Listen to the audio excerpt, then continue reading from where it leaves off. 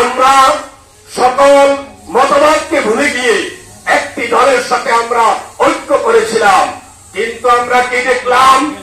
তারা আমাদের সাথে ইসলামের কথা বলে ঐক্য করেছিল, কিন্তু যখন ভিতরে ঢুকলাম তারা অনেককে বলে আমরা আসন কম পাওয়ার কারণে আমরা এটা ছেড়ে দিয়েছি। না, এটাও একটা আনুষঙ্গিক বিষয় রয়েছে।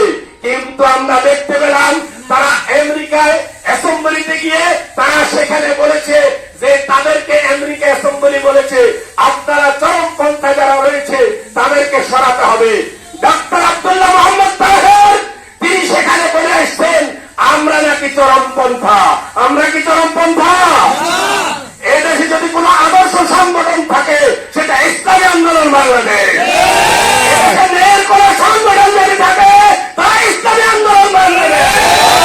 আপনারা একদিকে হিন্দু ঐক্য খ্রিস্টান ঐক্য পরিষদে গিয়ে বলবেন এদেশে শরিয়া কায়েম করবেন না, অন্যদিকে আমাদের মানুষকে বুঝাবেন আপনারা ইসলাম কায়েম করবেন। যারা বিশ্বস্ত বন্ধু ইসলামী আন্দোলন